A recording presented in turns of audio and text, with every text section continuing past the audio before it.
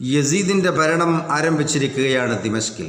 അങ്ങനെ ദിമഷ്കിൽ നിന്നും യസീദ് തൻ്റെ പ്രിയപ്പെട്ട സുഹൃത്തായ മദീനയിൽ താമസിച്ചു കൊണ്ടിരിക്കുന്ന അലി റളിയല്ലാഹു തആല അൻഹുവിൻ്റെ വളർത്തുപുത്രിയായ ഉമ്മുൽ ഹക്കീമിനെ വിവാഹം ചെയ്ത നുഅ്മാനിനൊരു കത്തെഴുതുകയാണ്. എന്തായിരുന്നു കത്തിൻ്റെ ഉള്ളടക്കം? കവി പറയട്ടെ. എത്രയും പിരിശത്താൽ നുഅ്മാനോരെ നിങ്ങൾ ഒന്ന് അറിഞ്ഞിടണേ, ഡമസ്കസിൽ നിന്നും യസീദ് എഴുതുന്നതാണിത്,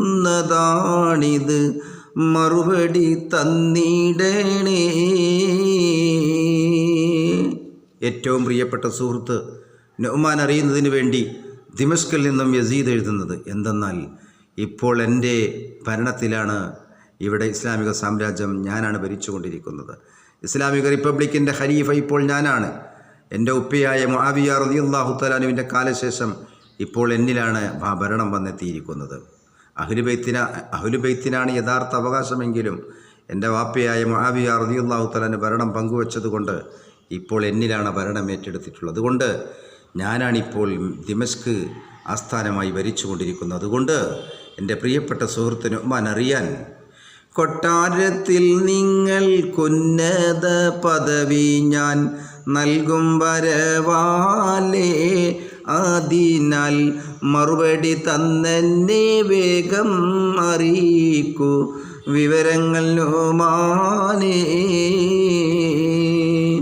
കൂഫ ഗവർണറായി നിങ്ങളെ നിയമിക്കാം, മറ്റേത് സ്ഥാനവും വേണമെങ്കിൽ തന്നേക്കാം. ഉടൻ തന്നെ ഉചിതമ മറുപടി കാത്ത് കഴിഞ്ഞിടുന്നേ, യസീദിന്ന് കത്ത് മുടിത്തിടുന്നേ. ഇങ്ങനെ ഒരു കത്ത് യസീദ് അതാ ഒരു ദൂതൻ്റെ അടുക്കൽ മദീനയിലേക്ക് കൊടുത്തയക്കുകയാണ്. അങ്ങനെ നുഅ്മാനിൻ്റെ അടുക്കൽ കത്ത് കിട്ടിയെന്ന് മാത്രമല്ല, കത്ത് പൊളിച്ചു വായിച്ചപ്പോൾ കത്തിലുള്ള ഉള്ളടക്കം ദിമഷ്ക് ആസ്ഥാനമായി ഭരിച്ചുകൊണ്ടിരിക്കുന്ന യസീദ് എഴുതുന്നത് നുഅ്മാൻ അറിയാൻ, എൻ്റെ കൊട്ടാരത്തിൽ നിനക്ക് ഏത് സ്ഥാനമാനങ്ങളും ഞാൻ നൽകാൻ തയ്യാറാണ്.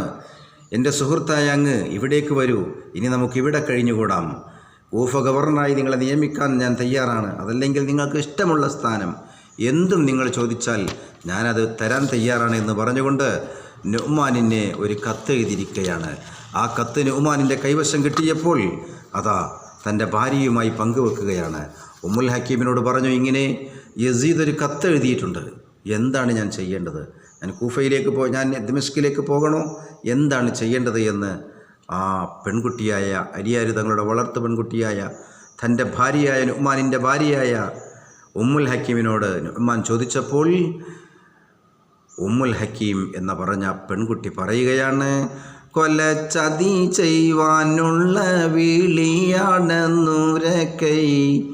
പോകല്ലേ എനൈമാരാ യസീദിൻ്റെ വിളിക്കൈ, കൊതിച്ചൊനമവൻ പണ്ട് എനൈ വേളി കഴിക്കാൻ, അതിനാലെ ഇതിലുണ്ട് ചതിയെന്ന് ഉരക്കൈ.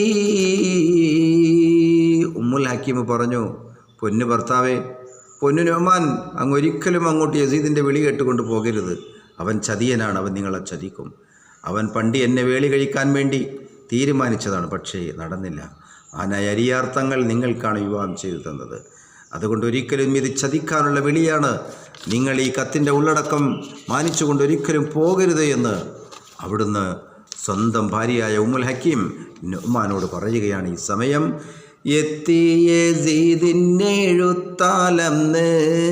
ത്വയ്ബ പാതിയിൽ അടുത്തിടുന്ന്, കണ്ട് ഹസനും പിടിച്ചിടുന്ന്, കാര്യം എന്തെന്ന് ചോദിച്ചെന്ന്. അങ്ങനെ കത്തുമായി വന്ന ദൂതൻ്റെ അടുക്കൽ നുഅ്മാൻ റളിയല്ലാഹു തആല അൻഹു കത്ത് എഴുതി അയക്കുകയാണ്. എനിക്ക് അങ്ങോട്ട് വരാൻ തരമില്ല, ഞാൻ വരുന്നില്ല എന്ന് പറഞ്ഞ്. അങ്ങനെ യസീദ് മറ്റൊരു പണി ഒപ്പിക്കുകയാണ്. എന്തായിരുന്നു യസീദും ഒപ്പിച്ച മറ്റൊരു പണി? എത്തി യസീദിൻ്റെ എഴുത്താലെന്ന് ത്വയ്ബ പാതിയിലായി അടുത്തിടുന്ന്, കണ്ട് ഹസനോരും പിടിച്ചിടുന്ന് കാര്യം അതെന്തെന്ന് ചോദിച്ചിടുന്ന്.